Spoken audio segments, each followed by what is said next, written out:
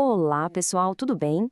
Hoje a gente vai mergulhar numa mudança fundamental que está acontecendo agora no universo do Bitcoin. É algo que vai muito, mas muito além daquela discussão de sobe e desce de preço que a gente vê todo dia. Para sacar o que realmente está em jogo, a gente precisa olhar por trás das manchetes. E é exatamente isso que vamos fazer agora. Pois é, essa é a grande pergunta, né? O paradoxo que deixa muita gente com uma pulga atrás da orelha. Mas quando a gente entende a resposta, ela revela uma transformação gigantesca. Uma transformação que pode, de verdade, redefinir o jogo do dinheiro e do investimento para a próxima década. Vamos decifrar isso juntos? O que a gente está vendo é um momento clássico de transição, não de fraqueza. Pensa assim: de um lado, o preço no gráfico conta uma história, uma de correção. Mas do outro lado, a entrada dos grandes players institucionais conta uma história completamente diferente, que aponta para uma tendência muito mais forte e de longo prazo. Então, o ponto central é esse aqui, ó. Isso não é uma quedinha de mercado qualquer.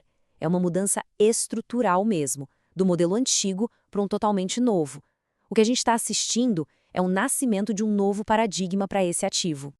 Mas para a gente entender para onde o Bitcoin está indo, a gente precisa primeiro lembrar de onde ele veio. Por mais de 10 anos, o Bitcoin foi movido por um ciclo bem específico, o famoso ciclo do halving, aquele evento programado no código que corta pela metade a criação de novos Bitcoins e que, historicamente, dava o pontapé inicial para grandes altas. O modelo era bem simples, quase como um reloginho, e era tocado principalmente por investidores de varejo.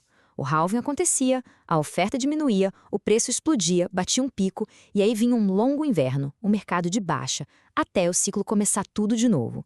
Era um padrão. Mas tudo indica que esse padrão está mudando radicalmente. Agora sim, a gente chega no coração da nossa análise de hoje. As três grandes forças que estão literalmente reescrevendo as regras do jogo e tornando aquele ciclo antigo uma coisa do passado.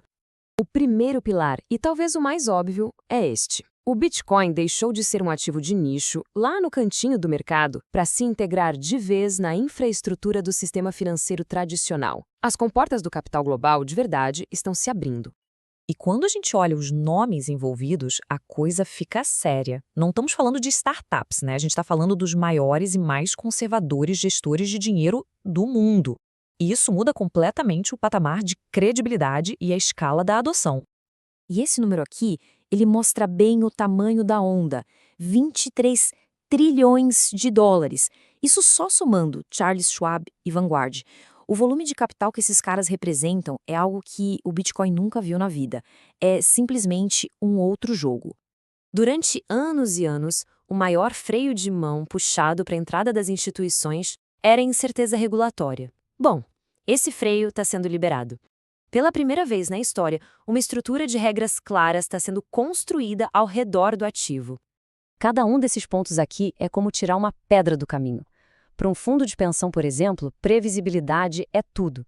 E é isso que está sendo criado agora. Um ambiente onde dá para planejar a longo prazo, sem medo de a regra do jogo mudar do dia para a noite. Agora vamos para o terceiro pilar, que é o mais profundo de todos. Esse é o motor por trás de tudo: os problemas estruturais do sistema financeiro global. Déficits que não param de crescer, dívidas gigantescas, e é nesse cenário de incerteza que o Bitcoin começa a ser visto com outros olhos. E essa citação aqui, vinda da BlackRock, é de um peso enorme. O maior gestor de ativos do mundo não está falando do Bitcoin como uma aposta.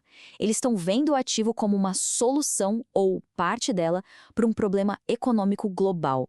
Eles estão basicamente dizendo: olha, o sistema atual está com problema e o Bitcoin pode ser uma proteção. Ok, então a gente viu esses três pilares se formando. Mas, na prática, como isso muda a dinâmica do mercado? É aqui que a gente coloca o modelo antigo e o novo lado a lado. E olha, a diferença é gritante. Esse quadro resume tudo. O motor principal não é mais só o choque de oferta do halving, mas sim a política dos bancos centrais, a política fiscal dos governos. Os jogadores não são mais só gente, o varejo, mas os maiores fundos do planeta. E o dinheiro não está vindo por canais alternativos, mas por veículos super regulados, como os ETFs. O próprio ritmo do mercado mudou. Isso pode significar que, em vez daqueles picos e vales super rápidos, a gente pode estar entrando numa era de crescimento talvez mais lento, mas muito mais sustentado. E isso nos traz de volta para a pergunta lá do começo, sobre a queda no preço. Quando a gente olha os dados, a situação de agora se encaixa perfeitamente no que a gente chama de correção saudável, dentro de um ciclo de alta maior. Não tem as características de um colapso, de um inverno cripto. É o mercado dando uma respirada, tirando os excessos, antes do próximo movimento. Tudo isso leva a gente a uma conclusão sobre a mudança de filosofia mesmo sobre o que o Bitcoin representa numa carteira de investimentos. O papel dele está evoluindo de uma forma fundamental. Essa ideia de proteção estrutural é a chave aqui. A lógica não é mais tentar acertar o fundo e o topo do mercado. É ter um ativo que funciona como uma espécie de apólice de seguro contra a instabilidade do sistema financeiro e a desvalorização da moeda. E essa frase, nossa, ela captura a nova tese de investimento de um jeito perfeito. O maior risco para o patrimônio de um investidor hoje talvez não seja a volatilidade de curto prazo, mas aquela perda silenciosa, constante, do poder de compra que a inflação e a impressão de dinheiro causam. Portanto, para a gente amarrar tudo, o ponto mais importante é este. O que está acontecendo agora não é só mais um capítulo na história do Bitcoin. É o começo de um livro completamente novo. É uma mudança histórica na paisagem financeira global. E eu queria fechar com essa provocação. Se o ciclo antigo era sobre um evento técnico, previsível, e o novo ciclo é uma resposta a crises que parecem não ter fim, será que isso muda a natureza do ativo? Será que ele deixa de ser uma opção para se tornar um componente essencial? É uma pergunta que cada investidor vai ter que responder por si nos próximos anos.